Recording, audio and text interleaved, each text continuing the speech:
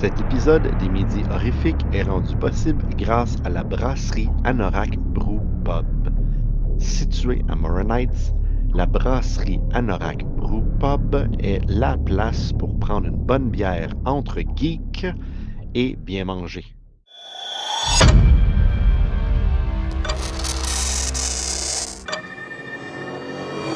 Rebonjour tout le monde, deuxième épisode de l'année de l'horreur. Cette année, on passe pas au travail de 1991, mais on choisit pas un, pas deux, trois films de 1991, puis on parle de ces films-là. On les a calés la semaine passée, puis on Voilà va 2 semaines. commencer. Voilà 2 semaines.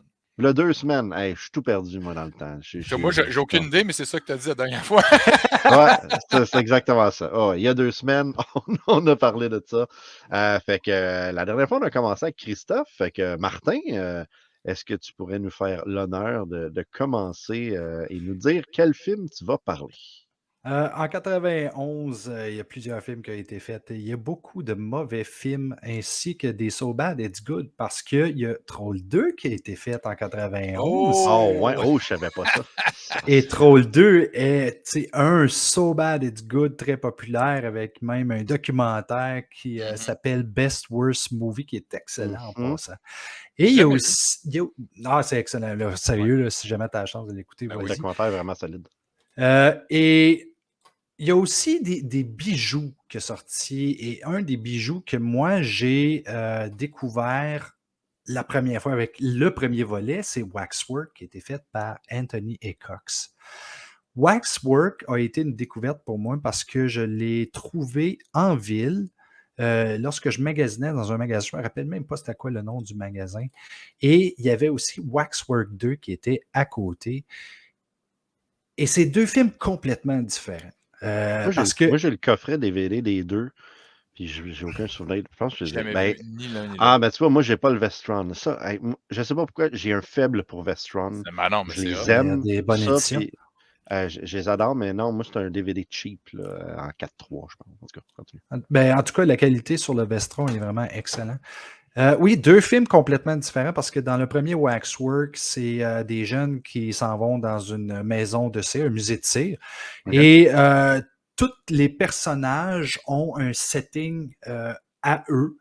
Et chaque personne qui se retrouve dans le setting se retrouve dans l'histoire de ce personnage-là. Donc, Dracula, The Wolfman, toutes sortes de choses de même. Mais dans Waxwork 2, c'est tout de suite après Waxwork 1 en plus, avec Zach Galligan. Ça n'a pas d'importance. L'actrice principale a complètement changé. Elle est rendue qu'à mesure comme un pied de plus. Là. Zach Galligan, c'est le gars de Gremlins. Gremlins, oui, Zach Galligan dans Gremlins. Et dans l'histoire de Waxwork 2, ben là, on a décidé de prendre une direction différente et d'y aller avec un voyage dans le temps. Mais pas seulement un voyage dans le temps, mais un voyage aussi dans des multiverses. Ah ben. What? Donc, Anthony Cox avait déjà pensé à cette formule-là. Donc, les deux personnages principaux, c'est-à-dire Zach Galligan et Monica Schnarr, c'est Sarah et Mark, se retrouvent à voyager dans le temps. Mais à chaque fois qu'ils voyagent dans le temps, il y a quelques problèmes qui se posent avec Sarah. Je ne sais pas pourquoi tout le temps Sarah. C'est comme si Sarah, elle était plus susceptible à se faire hypnotiser ou quelque chose de même. Mais à chaque fois qu'elle s'en va dans un univers, elle devient ce personnage-là parce qu'eux autres, ils deviennent des personnages pendant qu'ils voyagent. Mais Zach Galligan, Mark, lui, il est tout le temps très conscient de qui il est. Il y a juste Sarah qui est jamais conscient de qui elle est. Donc, on voyage dans l'univers de plusieurs choses. T'sais, on commence avec, si je ne me trompe pas, c'était avec Frankenstein. Donc, eux, leur but, c'est d'aller chercher une preuve de l'existence de quelque chose de vraiment out of this world parce qu'ils ont essayé d'expliquer, après plusieurs amis qui ont été tués, ils ont essayé d'expliquer à la police et à la cour que qu'est-ce qui est arrivé, c'est ça. C'est des gens qui étaient des poupées de cire qui sont devenus vivants et qui tuaient du monde. Mais la police puis la cour, ils sont comme... Êtes-vous cinglés? C'est vous autres qui l'avez fait. Ouais. Ils ont la chance de voyager dans le temps pour aller chercher une preuve que ça existe, ce genre de choses-là. Donc, comme exemple, quand il se retrouve avec Frankenstein, il essaie de prendre le carnet de Frankenstein pour réussir à réanimer les morts. Ensuite, ils s'en vont dans un autre endroit qui est un vaisseau spatial. Puis dans le vaisseau spatial, c'est Alien. C'est une copie de Alien, Ah ouais. sauf que les effets sont crissement différents, beaucoup moins Cheap, professionnels. genre. Ah ouais, OK. Mais c'est Et- inspiré du Xenomorph, là. Ah oui, absolument, absolument. Ah Puis ouais. c'est drôle parce que le Alien, tu sais, comme le xénomorphe, t'as sa tête de graine, je vais dire ça de même, parce Ben qu'on ouais, sait ben tout, c'est ouais. une tête de graine. Mais t'as le Alien dans le Waxwork 2 qui, lui, c'est le contraire, sa tête qui est comme hyper, hyper large. Ah ouais. Et il y a une scène, justement, au lieu d'être le chest buster, il y a quelqu'un qui a mangé la soupe, parce que c'est dans la soupe que se retrouve l'extraterrestre pour se reproduire. C'est vraiment bizarre, mais c'est drôle au bout. Et le gars, il réalise qu'il a mangé la soupe, puis là, il commence à cracher quelque chose, puis c'est littéralement un extraterrestre, comme le chest buster, mais qui sort par la Sa bouche. face. OK. C'est hilarant, en tout cas.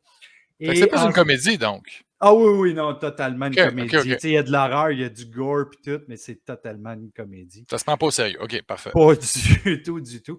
Et on se retrouve après ça dans l'univers The Hunting. C'est une autre copie sur le film original de The Hunting. Donc, c'est en noir et blanc et Bruce Campbell joue un gros rôle dans cette histoire-là. Et l'un des rôles les plus drôles qu'il a joué, je ne veux pas trop en donner, Ah ouais. mais l'indice que je vais vous donner, c'est qu'il est attaché après une croix, ou plutôt un X, avec le chest ouvert. That's it, c'est ça que je vais dire, parce que c'est pas un punch, c'est le reste qui est vraiment un punch qui va avec. Gars, check Steve comme avec capote en haut. Là. C'est parce que j'ai l'impression que tu nous parles d'une anthologie de 8 films différents. Là. Ça n'a juste aucun sens. C'est ça qui est le fun de Waxwork 2. Fait que tu t'emmerdes pas, il y a plein d'affaires qui se passent. Puis... Non, c'est différent. Puis le pire, c'est que tu veux en avoir plus parce qu'à un moment donné, après l'histoire de The Hunting, il se retrouve à être dans un monde médiéval. Ah. Et ce monde médiéval-là contient des méchants qui font des messes noires. OK. Et l'histoire continue dans ce monde-là. Il n'y a pas autre chose après. C'est vraiment, ils sont arrêtés là. Et l'histoire change dans le sens que c'est plus des preuves qu'ils recherchent, là, c'est plutôt de trouver une façon de sauver sa blonde à Zach et Sarah. Et à travers ça, il se passe des affaires vraiment weird.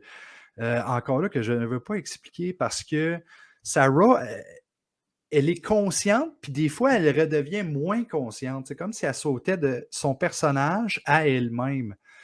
Et il y a une relation amoureuse entre frères et sœurs qui, en tout cas, qui fait réaliser à Sarah à un moment donné que, voyons, tabarouette, qu'est-ce qui se passe?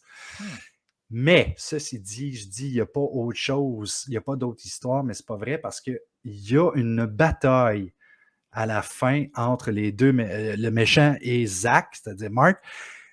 Et lorsqu'il se bat, il y a je ne me rappelle plus comment que ça s'appelle, c'est le bidule qui les fait voyager à travers les multiverses. Il est ouvert, puis ils se battent en même temps. Donc, en se battant, ils se transportent à plusieurs univers.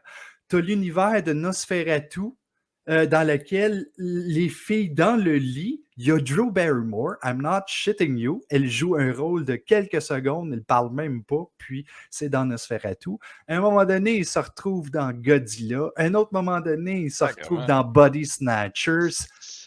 C'est tellement bon. Waxworks 2. Waxwork 2, Lost in Time, vous ne pouvez pas manquer ça. Mais ça a l'air meilleur que le premier, même. Là. Je trouve personnellement que Waxwork 2 est meilleur. J'adore Waxwork 1, mais Waxwork 2 est différent. Il était supposé avoir un Waxwork 3 à un certain moment donné. Et je crois que si vous cherchez sur les internets, vous allez trouver le poster avec Zach Galligan justement de Waxwork 3. Ah oui, et ça ressemble un petit peu au poster de Warlock The Armageddon. My parce que God. c'est Anthony Cox qui a fait aussi Ah, le film de Warlock 2. OK. Anyway, Zach a joué dans plusieurs films qu'on connaît, entre autres le Hatchet, les Gremlins, évidemment. Monica Schnarr, qui joue Sarah, elle, c'est plus une modèle. Elle a joué quand même dans 46 films. Jusqu'en 2015, mais son rôle principal était vraiment de faire du mannequinat.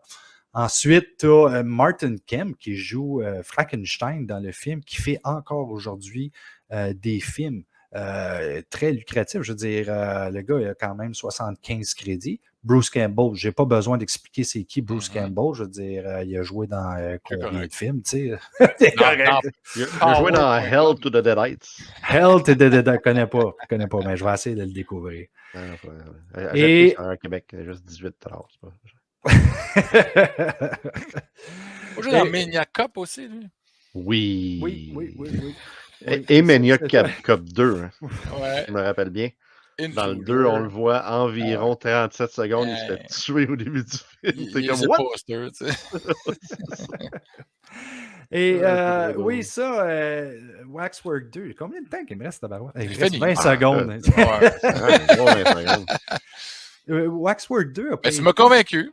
Pas hyper populaire. Puis ça aussi, c'en est un autre que je comprends pas. Je pense que ça a rapport avec le fait que ça a été mal marketé. Oui, c'est un direct-to-video aussi. Ça l'aide pas nécessairement. Je ne sais pas si ça a été un succès en direct-to-video non plus. Mais ce que je sais, c'est que Anthony Cox continue encore aujourd'hui à faire.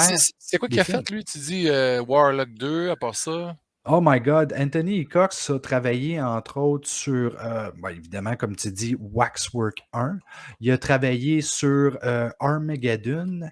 Il a travaillé sur Sundown. Il a travaillé aussi sur Warlock tout court, le premier.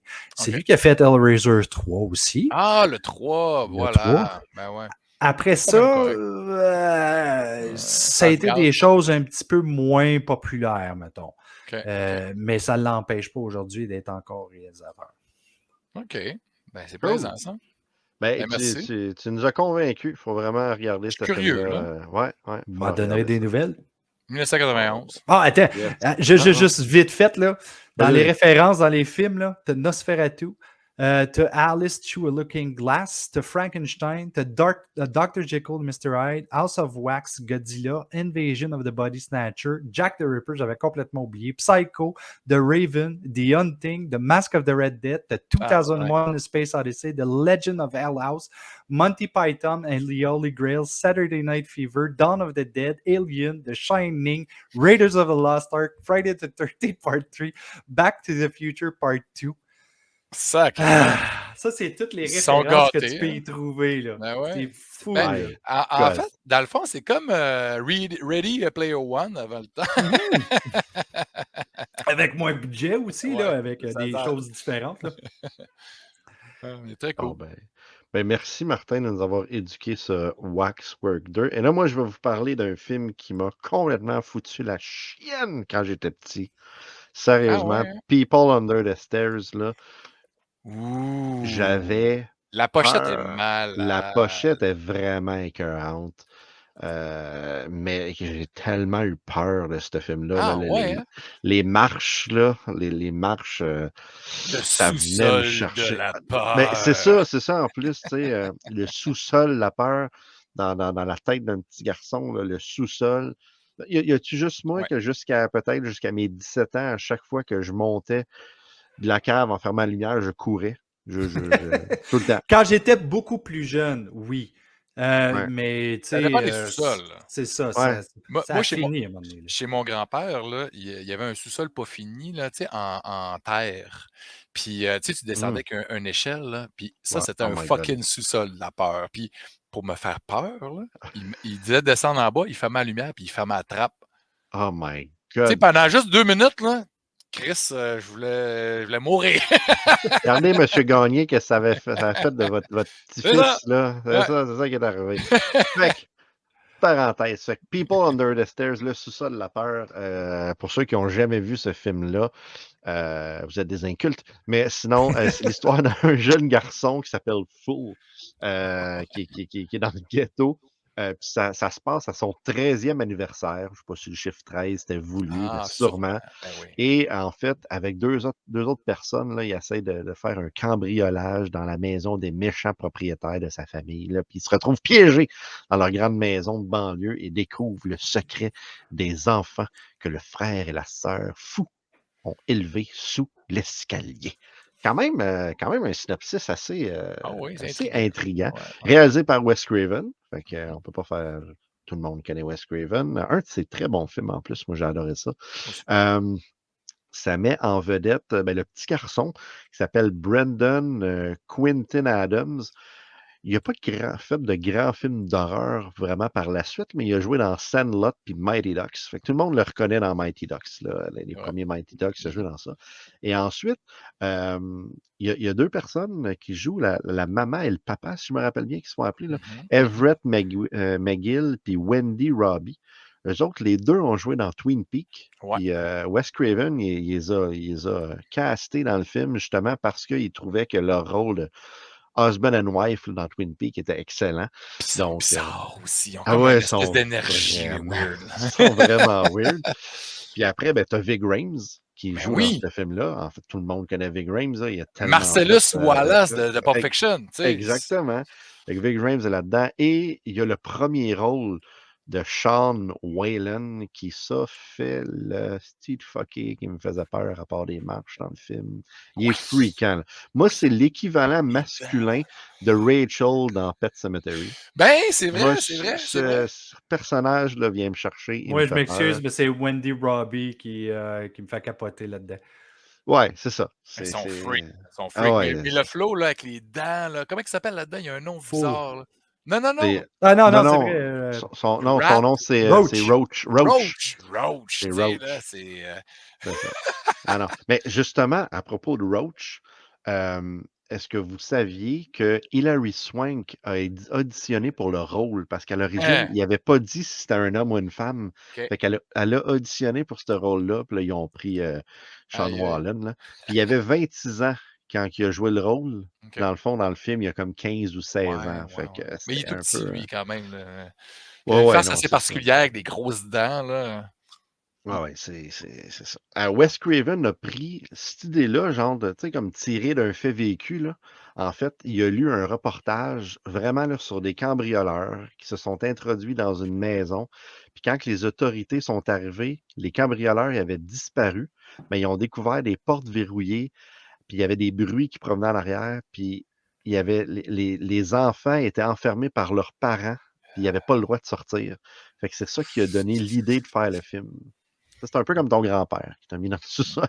Christophe, là, moi, je restais là 2 minutes, pas des années. Ah ouais, mais Wes Craven, il est bon pour s'inspirer des faits réels. Hein, comme justement l'histoire de Nightmare on Elm Street, l'enfant qui ne voulait pas dormir, puis qui est finalement mort de ne pas dormir, finalement.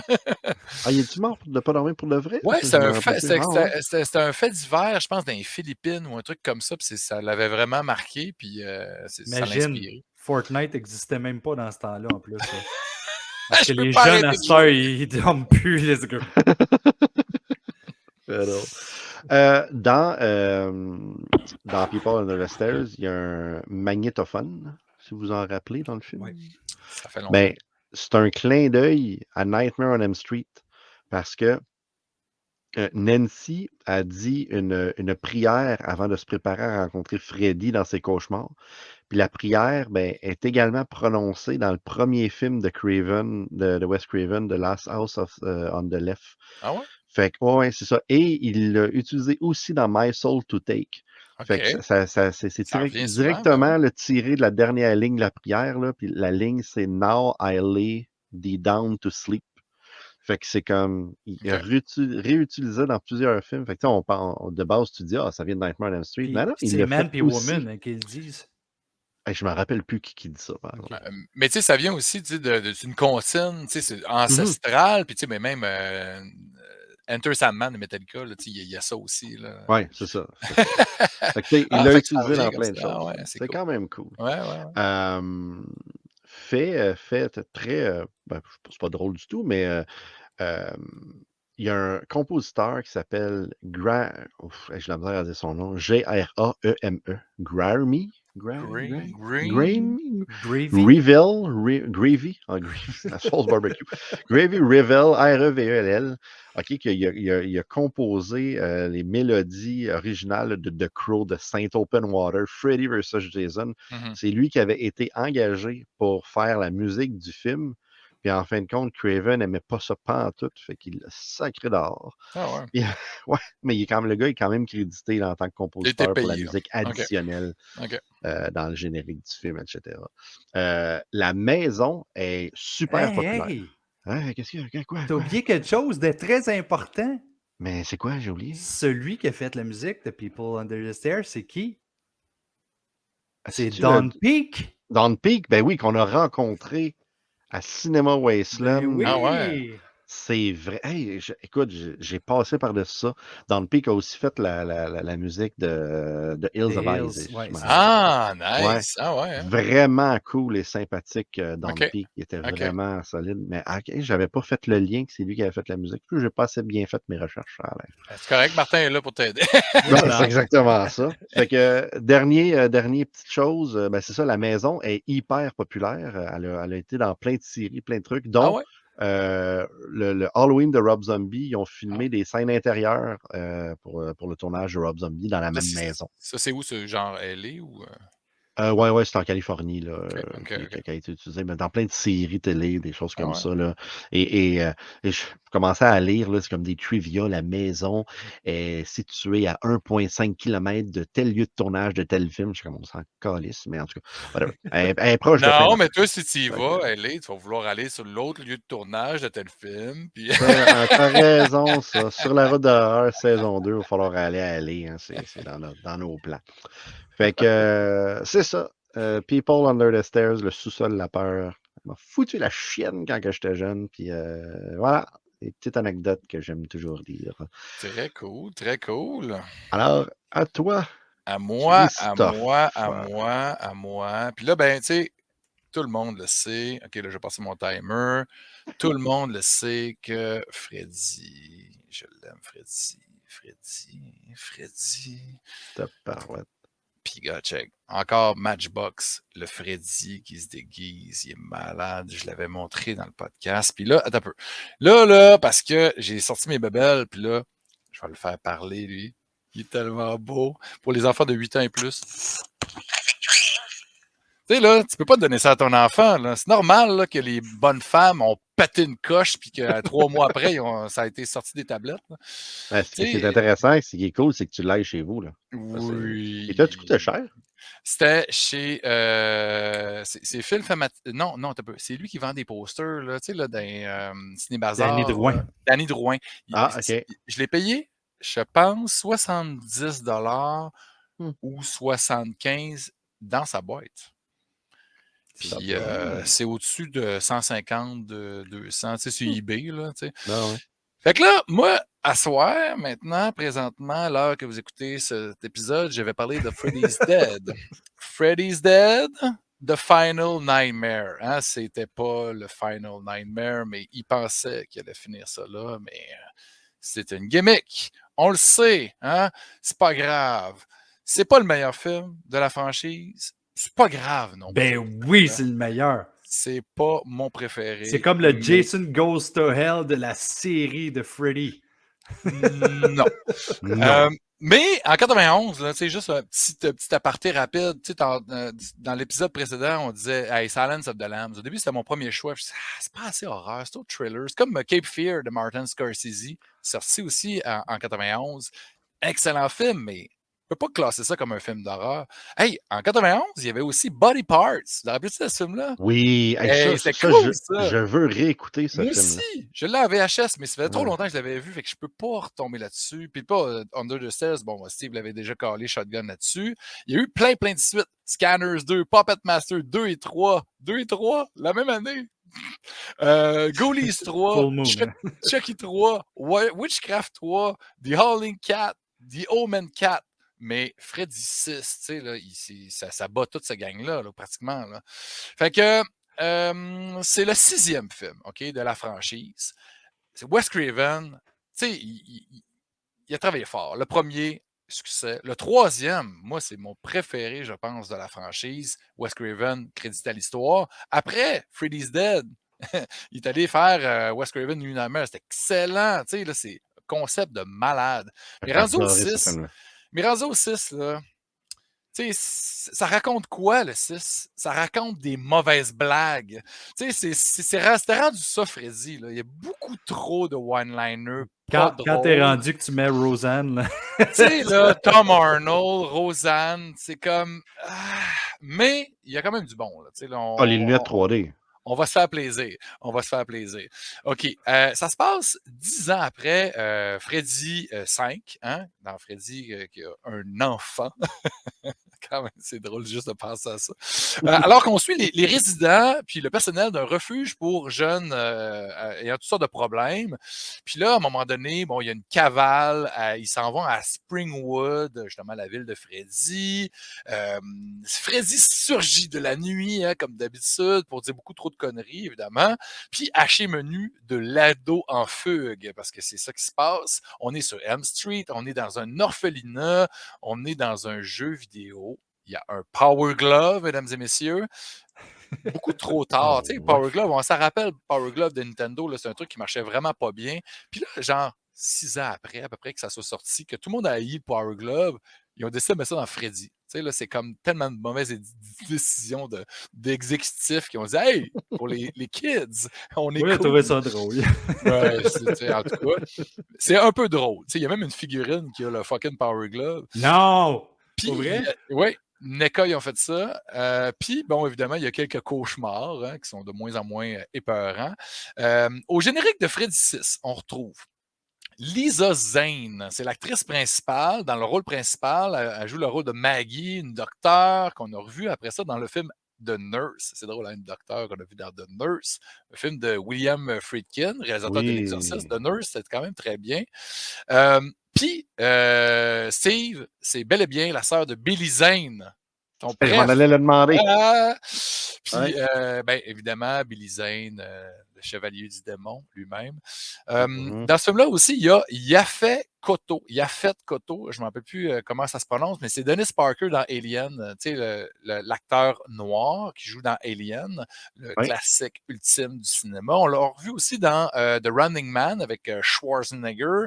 Puis, il a joué aussi dans un James Bond. Il faisait un méchant dans Live and Let Die. Il y a aussi, ça là, j'étais très content quand j'ai trouvé ça dans les méandres de l'Internet. Breckin Meyer, c'est lui qui joue le rôle du stoner qui se fait trucider dans le jeu vidéo par Super Freddy et son Power Glove. Robot Chicken. Ben oui, il fait ça, mais il fait tout un stoner. Dans The Craft, dans Buffy, dans Escape from LA, dans Road Trip, tu sais, le film de stoner par rapport. Puis, check ça, c'est vraiment, ça n'a aucun rapport, mais moi, ça me fait plaisir. Il joue de la batterie hein, de façon professionnelle avec plein de rockers super célèbres comme Tom Morello, guitariste de Rage Against the Machine, son band solo. Il joue avec Ben Harper. Il joue avec Perry Farrell, le gars de Porno for Pyros, puis Jane's Addiction, avec Cypress Hill, puis avec fucking Slash. Tu sais, là, c'est comme, ce gars-là, là, il s'est fait tuer par Freddy dans un jeu vidéo fictif dans Freddy 6, puis il joue avec des rockers dans la vraie vie. Avec un Power Glove aussi. Tu sais, là, oui, c'est ça. Fait que c'est génial. Dans ce film-là aussi, il y a un caméo de Johnny Depp. Puis on se rappelle très bien du premier rôle de Johnny Depp dans Freddy 1, où il se faisait tuer bien comme faux dans un torrent de sang. Il y a un caméo dans ce film-là. Il ne faut pas qu'il fait quoi? Il fait, c'est très bref. Je m'en rappelle même pas. Mais, moi, je m'en rappelle parce que c'est tellement drôle. Puis c'est pas long, hein? C'est comme... This is your brain. This is drug. This is drug on your brain. Any question? Dans une TV, genre. Il mange la panne d'en face parce que c'est Freddy qui dit fourré d'en face. Puis il dit il dit « Oh, that looks like drugs on brain to me. » En tout cas, c'est vraiment une réplique complètement stupide. C'est là. pendant un cauchemar, genre. Là. Oui, Puis c'est Freddy, le pop, Spencer, je pense, si je ne me trompe pas, qui a fait ce cauchemar-là. faut que je me le retape. Je me suis pas retapé avant de bricoler tous ces fun facts. Mais moi, là, le caméo que je trippe vraiment dans ce film-là, c'est Monsieur, hein, on va l'appeler Monsieur Alice Cooper, le père du Shock Rock, qui joue le papa de Kruger dans ce film-là. C'est écœurant. Oui! C'est malade. Donc, tu sais, puis aussi, au rayon des caméos, OK? Puis là, je vais montrer un autre bébelle parce que ça donne un support visuel. Les cheveux et la vraie face de Robert Englund font un caméo dans le film parce que, je sais pas, il a dû se négocier quelques scènes, pas de make-up, parce que, tu sais, le gars, ça fait comme 6 films qu'il est assis pendant 12 heures à se faire mettre du latex dans la face. Fait que c'est dit, je peux-tu montrer ma vraie face, s'il vous plaît? Tu sais, ça devait être dans son contrat. Et pourtant, il l'a montré dans un des Freddy. Mais c'est pas avant le 6? Avant le 6. Avant le 6. Okay. Dans le 5, quand il présente les 1000 Maniacs, oui, c'est dans le 5, ça. Oui. Et voilà. Fait que, ben voilà. Fait que, sinon, réalisé par une fille, assez rare dans les films d'horreur qu'on a des réalisatrices. On a Rachel Talalay qui a aussi écrit la prémisse du film, du 6e. Elle a aussi, elle n'a pas beaucoup réalisé de films. Elle a réalisé Tank Girl, l'adaptation de la BD de Jamie Hewlett, que moi j'ai trouvé ça très, très sympathique. Oh oui, avec Laurie Petty puis Ice-T dans le rôle d'un des kangourous, hommes kangourous. Moi, j'ai trouvé ça marrant, mais c'est pas... C'est un petit film culte, mais en tout cas, sympathique. Elle a réalisé quelques épisodes de la série de Dead Zone. Elle a beaucoup travaillé à la télé. Doctor Who, elle a fait beaucoup d'épisodes pour Doctor Who, genre une dizaine. Elle a bossé chez DC, beaucoup de séries de chez DC aussi. Mais qu'est-ce qui est vraiment intéressant pour moi, c'est qu'elle a bossé en gestion de production pour John Waters, The Pope of Trash. Elle a travaillé sur Polyester, classique ultime. Cry Baby avec Johnny Depp, ça doit être pour ça qu'elle l'a ramené faire un petit caméo. Airspray.